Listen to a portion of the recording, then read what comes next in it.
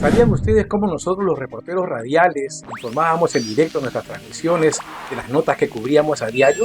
Pues realmente era toda una hazaña, unas peripecias. Pues no existían celulares, no sabíamos ni siquiera que iban a existir en algún momento estos celulares, estos teléfonos inalámbricos siquiera. Y no había cómo comunicarse. Nuestros jefes nos daban todos los días una bolsa llenecita de rines, que eran unas monedas que tenían unas ranuras en el reverso y en el anverso para poder colocarlas en una cabina telefónica que estaban puestas en todo Lima. Habían estas cabinas telefónicas y con el ring uno podía comunicarse a su base. Sin embargo, acuérdense, época del terrorismo, los 80, atentados todos los días, estas cabinas estaban vandalizadas. No existían, no había auricular, no estaba la cajita para poner la moneda, se habían llevado todo el aparato, estaban quemados, o sea, era un desastre. Sin embargo, nosotros los reporteros habíamos mapeado ya algunos sitios donde podíamos encontrar estas cabinas operativas. Sin embargo, las que encontrábamos estaban llenecitas de cola, gente esperando para llamar a sus familiares, a sus amigos, etcétera, familiares. Entonces teníamos que ponernos en la cola para poder esperar nuestro turno. Y estas moneditas duraban 2 minutos. ¿Qué quiere decir? Que cuando ya faltaban 10 segundos para acabar la llamada, te pasaba la voz un timbre y un pitillo que decía que te quedaban 10 segundos para acabar o para poner otra moneda de 2 minutos.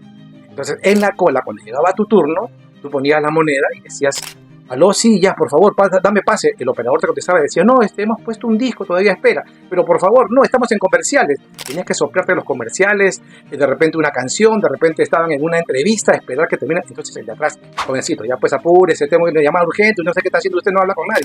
Por favor, señor, no te pague. ¡Oh, apúrese, la cola, ya! Entonces tenías que concentrarte con tu despacho, lo que tenías que decir, tenías que esperar que te den el pase, y una vez que te dan el pase, de repente al minuto 30, qué sé yo, ya se estaba acabando la moneda. Entonces tenías que poner otra, y la gente, oye, ¿qué otra vez? No sé cuánto, y te hacían el bullying. Entonces uno tenía que concentrarse en lo que decía, y aparte, tener estos cassettes que lo ponías tú en tu grabadora, para poner la declaración de la persona que tú entrevistaste, ¿no?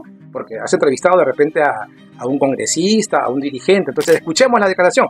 Y ponías este cassette dentro de la grabadora para poder escuchar. Entonces ponías ese byte, nosotros le llamamos al extracto de esa declaración un byte, y despachabas. La gente, oye, apúrese ya un ratito. Y tenías que sacar el cassette porque en el lado B estaba la otra declaración. Cuadrar mientras hablaba, sí, acá está, no sé cuánto, por acá. Tenías que cuadrar la cinta, ponías el momento que querías despachar y otra vez lo ponías al auricular. Y terminabas, ya, bueno, esto ha sido todo por hoy, adelante estudios. Era un estrés, era una cosa que realmente un parto para poder acabar la transmisión que tenías en ese momento. La gente, ya, anda, lárgate. O sea, soportar todo eso, ¿no? Nosotros los que éramos competencia de RPP, por ejemplo, no teníamos esa disponibilidad de tecnología. RPP ya tenía, por ejemplo, unas mochilitas, estas que usan en el ejército, que llevan los militares, ¿no? Con una antena larguísima, con una radio. Entonces el reportero iba con su operador o era el auxiliar, que llevaba la mochila y el reportero ya directo en directo y comunicaba. Entonces era otro tipo de comunicación, tenían la facilidad de hacerlo, pero también había trabas en la comunicación, no se escuchaba bien. Y porque el teléfono fijo, el teléfono que existía en las casas, era carísimo. La CPT, la Compañía Peruana de Teléfonos, no había Telefónica, no habían llegado los españoles, demoraba en entregarte un teléfono porque tú pedías y al año recién te daban, si es que tenías vara, porque si no, no te entregaban nunca. Era un privilegio tener el teléfono. Y así mucha gente tenía el problema de comunicación, tenías que llamar a la base, se te acababan los rings, no funcionaba, el jefe te llamaba la atención, ¿por qué no te comunicas conmigo? Tienes que saber. Era todo un estrés. Sin embargo, salíamos así con estas transmisiones en directo gracias a las cabinas telefónicas. Soy el reportero antiguo, tengo otra noticia más adelante para ti. ¿Se imaginan vivir sin redes sociales, sin Facebook, sin Instagram, sin TikTok? Bueno, en los 80 vivíamos así y no pasaba nada, todos éramos felices. Sin embargo, hoy los medios de comunicación, los departamentos de prensa, viven de las redes para alimentar sus noticias. Las redes son fuente de información, fotos y videos para poder contar unas historias de los personajes que uno busca en el día a día. Por ejemplo, un niño destacado que haya ingresado a la universidad es fuente de información para contar la historia del personaje. Por ejemplo, si hablamos del niño, él puede ser un buen estudiante que ha ingresado a la Universidad San Marcos y de repente es deportista, le gusta el fútbol o hace karate. Entonces, cuando hablamos de eso, hay que poner imágenes de apoyo de él jugando fútbol o de él participando en karate, en torneos, cuando tiene su medalla. Y esto lo encontramos ¿dónde? En las redes sociales que ellos han hecho público porque han subido sus fotos. Entonces es fácil obtener eso y la gente cuenta la historia y ustedes eso lo ven en la televisión. Sin embargo, en los 80s, en los 90s, no existía en gran cantidad esto, no existía las redes, no había Facebook, no había Instagram, salían por ahí algunas cositas. Los teléfonos no tenían cámaras fotográficas, o sea, no andábamos tomando fotos como ahora, ¿no? Todo el mundo se toma fotos, no había eso, no andabas con una cámara fotográfica para empezar. Entonces, ¿qué teníamos que hacer? ¿Qué era lo que se hacía como tomas de apoyo? Cuando uno llegaba a la casa de un familiar o la persona que ibas a entrevistar, cerrabas la puerta y decías, ya señora, no entra nadie más, yo el canal tal, me quedo aquí, ok, lo voy a entrevistar. Le entrevistabas, coordinabas con ella y luego siempre en la casa habían estos álbumes de fotos que la abuelita pegaba, ¿no? Las fotos con videos, con fotografías del pasado y también, ¿no? Tenían esos recuerdos en VHS. Estos VHS que eran caseros, unas máquinas caseras que grababan matrimonios, quinceañeros, divorcios, las fiestas de promoción. Y habían empresas que se dedicaban a hacerte el video y te vendían este video para toda la promoción o para toda la gente que quería tener. Entonces, esta era tu fuente de información. Terminaba la entrevista y decía, señora, présteme su VHS, señora, présteme su álbum, por favor. Yo se lo devuelvo al instante. Entonces, ya, hijito, vaya, no sé cuánto. Y encima ahí, en ese mismo VHS, le voy a grabar el informe que sale hoy día en la noche en el noticiero. Ya, hijito, ya, llévese nomás. Te llevabas el VHS, te llevabas los álbumes, grababas en el canal y al día siguiente o a los 2 días lo entregabas para que ellos tengan su material, ¿no? No te interesaba a ti ya más. Sin embargo, los colegas que estaban afuera de la casa esperando decían, pucha, ya llegué tarde, ya está Javier adentro, ya se agarró el VHS, ya se agarró el álbum de las tomas de apoyo. Y cuando tú salías todo ganador de la comisión de la casa, decían, Javier, por favor, pásame un videíto, pásame por favor una fotito, no seas malo, no sé cuánto por acá. Y tenías esa posibilidad. Y no le entregabas en el mismo día a la señora ese video porque si no la competencia lo iba a tener y lo pasaban en la noche. Tenías que devolverlo al día siguiente ya cuando era un refrito para todos, ¿no? Entonces, ganaba la competencia, ganabas tú. Pero cuando llegabas tarde también pasaba lo mismo. Señora, ya está el canal está adentro, ya estaba su unidad móvil, ya sabías que habías perdido. Entonces salía la reportera o el reportero, por favor, pásame una fotito. No, ahora me tocó ganar a mí. Y esa era la competencia. No como ahora que tú prendes el 2, 4, 5, 7, 9, 11, todos los canales y ven lo mismo. Las mismas redes sociales, todos tienen la misma foto, todos cuentan la historia, la misma cámara de seguridad. O sea, no hay competencia, no tienes esa garra. E inclusive otro dato más. Cuando tú ya llegabas tarde y sabías que ese canal estaba adentro, como la señora que ya le iban a dar las fotos y le iban a dar los álbumes y los VHS, tocaba la puerta señora ya cuando se iba, ¿no? El otro equipo, por favor, ¿tiene otro familiar usted, una tía, un primo que de repente tiene que tener? ¿O qué empresa le hizo la grabación? Entonces te daban la dirección y ibas a la empresa donde habían grabado y tenían una copia. Salvabas. O de repente buscabas al familiar, al tío, al primo que vivía en Caraballo, lo buscabas por no había teléfono, tenías que ir a buscarlo, señor, por favor, presten ese video, te esa nota sobre su primo, sobre su hijo. Hay que prestar. Entonces salías tú con otros videos u otra cosa al aire. Entonces, en la noche veías y tú decías, no he perdido porque he conseguido la noticia, pese a que el primer equipo de otro canal había conseguido las primeras imágenes más importantes. Entonces, las tomas de apoyo eran importantes, era importante la competencia.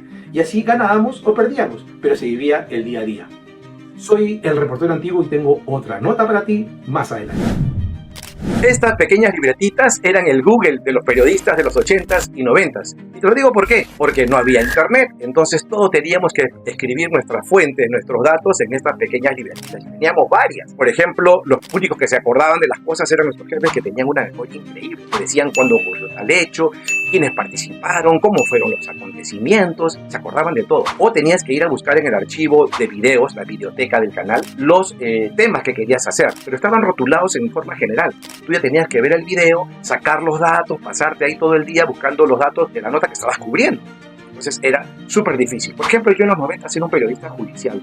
Cubría el Poder Judicial, las notas que ocurrían ahí, los juicios más importantes. Así había en el Palacio de Gobierno, en el Congreso, había cronistas del aeropuerto, ¿no? De las partidas y llegadas de gente importante que llegaban al Jorge Chávez. Y también había la Prefectura de Lima, los cronistas policiales que tenían los datos que llegaban de las comisarías, ellos los volteaban, o buscaban los comisarios y buscaban las notas. Bueno, en el Poder Judicial yo cubría algunas notas importantes, por ejemplo, el caso de los destructores estas bandas criminales que asaltaban a todos los días en los bancos con armas, con metralletas, ¿no? Y se llevaban bastante dinero. Era, por ejemplo, saber quiénes eran los abogados, quiénes eran los miembros de esta banda, quiénes eran los cabecillas, cuándo atracaron tal banco y otro. ¿Cómo te acordabas? No podías ir a Google y saber, tenías que ir a tu libretita.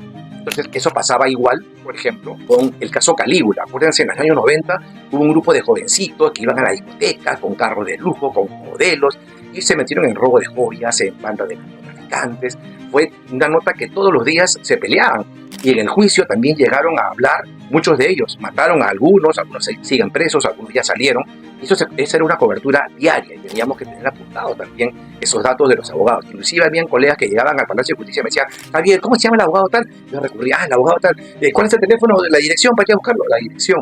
¿Cuándo mataron a tal persona? ¿Cuándo robaron tales joyas? ¿Cuándo fueron? O sea, todo está acá porque no había el maldito Google para nosotros, que ahora es una bendición. Y también el caso Vaticano, acuérdense, el narcotraficante más poderoso del país en los 90. Él operaba en la selva, pero se llevaba artistas, ¿no?, de la farándula de aquí. El caso Susan Díaz, Susan León, estuvo también Andrés Hurtado Chibolín en el Poder Judicial, en la Fiscalía. Eran notas que se cubrían todos los días y ellos eran noticias. En sí, teníamos que recurrir a nuestros datitos de la libretita porque no había información o buscadores donde uno tenía los datos para hacer un vivo, tener mayores conocimientos, ¿no? Entonces, todo está apuntado. Inclusive, muchos tenemos de recuerdo estos datitos así guardados, ¿no? Ya hay mudanzas, algunos los hemos botado, pero nos queda como archivo personal. Y cuando trabajabas en los dominicales era más difícil porque te pedían un dato, ibas a la hemeroteca del canal, que eran los cuartos estos donde se guardaban los periódicos diarios, ¿no? Se ponían así inmensos los periódicos con una forma, unas maderas, con unos ganchos, con unas maripositas así, ¿no? Tipo perno, y buscabas el Comercio, la República, la fecha que te daba el jefe, que más o menos acordaba cuándo había ocurrido el hecho. Y llegabas al lugar, no lo encontrabas. Y si lo encontrabas, tenías que tomar nota, porque no había foto, no había celular. Tenías que tomar nota, sacarle fotocopia a todos esos papeles, ¿no?, para poder hacerlo. Y cuando a veces pasaba que llegabas al papel, ¡acá está!, ya no estaba la hoja, se la habían robado, la habían cortado, o estaba deteriorada, se la habían comido la rata, la cucaracha. Entonces tenías que ir a la Biblioteca Nacional, a la Avenida Bancay, sacar tu carnet, tu fotito ahí con corbatita bien bonito, pagabas y buscabas el periódico porque ahí se archivan en la biblioteca de la Biblioteca Nacional, están todos los periódicos. Entonces sacabas, acá está, y fotocopia. No tenías plata para fotocopia, todo eso, ya regresabas a la base para hacer tu chamba, y era bastante chamba. Soy el reportero antiguo y tengo otra nota más adelante para ti. A propósito con lo que acaba de ocurrir en Ecuador con esta incursión violenta de delincuentes a un canal de televisión totalmente armados, con dinamita, con petardos y han pegado a los periodistas en pleno set, pues se me vino a la memoria algo que ocurrió en los 80s aquí en el Perú. El MRTA, este grupo terrorista alzado en armas, también ingresaba a las emisoras a pasar sus proclamas golpeando al personal y me pasó a mí. Yo recuerdo y tengo este recorte en el periódico, por ejemplo, que decía MRTA saltó radiocadena y onda popular y pasó mensajes. Pues esto ocurrió en junio de 1987. Yo estaba haciendo locución con Liliana Farfán, quien era la esposa de Alberto Bengoechea, y había tenido a su niñito en la redacción. Ella llevaba al bebé al trabajo porque acababa de tener 11 meses, ya iba a cumplir 12, iba a cumplir su añito, y lo llevaba a la emisora. De pronto entran 5 sujetos con pañoletas del MRTA. Había una mujer, recuerdo, totalmente violentos, golpearon al operador para pasar el mensaje, un cassette, y a nosotros agarrados de los pelos y nos metieron al baño, a nosotros dos. Y ella gritando, mi hijo, por favor, mi hijo. Lo tenía en la redacción con los muchachos que estaban redactando en ese momento el noticiero.